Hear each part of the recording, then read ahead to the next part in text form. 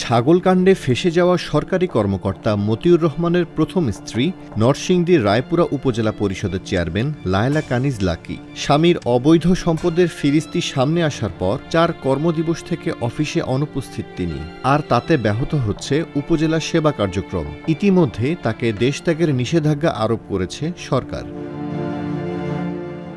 ২৪ June উপজেলা পরিষদের অফিসে গিয়ে দেখা যায় অফিস তালাবদ্ধ, তিনি অনুপস্থিত।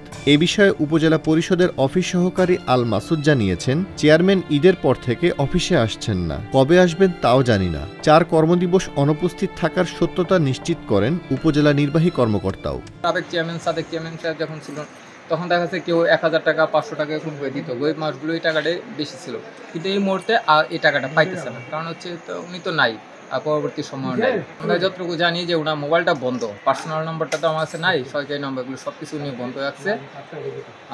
আমি আসলে ছাগলকাণ্ড নিয়ে একটা জিনিস বলতে চাই যে কেয়ামতে হাস্যর ময়দান নাকি, কারণ পিতা তার সন্তানকে চিনে না। এটা সেই সময় হবে যখন কেয়ামত আসবে। স্থানীয়রা জানান, নরসিংদীর রায়পুরার মরজালের লায়লা কানিজের বাবা কফিল উদ্দিন আহম্মদ ছিলেন ৩য় শ্রেণীর একজন খাদ্য কর্মকর্তা। তার ৪ মেয়ে ও ২ ছেলের মধ্যে লায়লা কানিজ সবার বড়। পৈতৃক সম্পত্তিতে পূর্বে তেমন ভালো অবস্থা ছিল না। ২ বছর আগে তিনি বাড়িতে বিদেশি আদলে বিলাসবহুল ডুপ্লেক্স বাড়ি নির্মাণ করেন।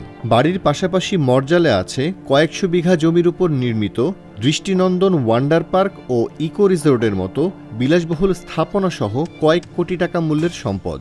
ছাগল ঘটনা এটা রায়পুরার জন্য লজ্জাস্কর। ছাগল ঘটনা কোথেকে আইলো, কে আসে, তার সারি নজল কি, উৎপত্তি কোথেকে, কেউ চিন্তা না থাকে, হঠাৎ করে আসলো। আমরা তো অবাক হয়ে গেলাম যে আচ্ছা লোক এমপি সাহেব রাজু সাহেবের কাছে আসতেই পারে, এমপি হিসেবে আসলেই যে একদম হ্যাঁ এখানে দলীয় আমাদের প্রিয় নেত্রী জননেত্রী শেখ হাসিনা আওয়ামী লীগকে সুসংগঠিত করার জন্য আমাদের কর্মী বাহিনীদেরকে সেট করার জন্য বিভিন্ন চেয়ার তো তৈরি করে রাখছি। স্বাভাবিক কারণে আওয়ামী লীগের মধ্যে একটা বিভ্রান্তি আসবে। ঢাকার সরকারি তিতুমির কলেজের শিক্ষকতা পেশা ছেড়ে রাতারাতি রাজনীতিতে যোগ দেন লায়লা কানিজ লাকি।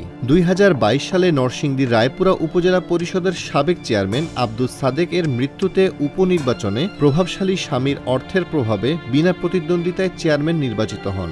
এছাড়াও নরসিংদী জেলা আওয়ামী লীগের ত্রাণ ও দুর্যোগ বিষয়ক সম্পাদকের পদ নেন। সর্বশেষ নরসিংদী জেলা পরিষদ নির্বাচনের বাংলাদেশ আওয়ামী লীগের দলীয় নৌকার মনোনয়ন পদ প্রত্যাশী ছিলেন তিনি।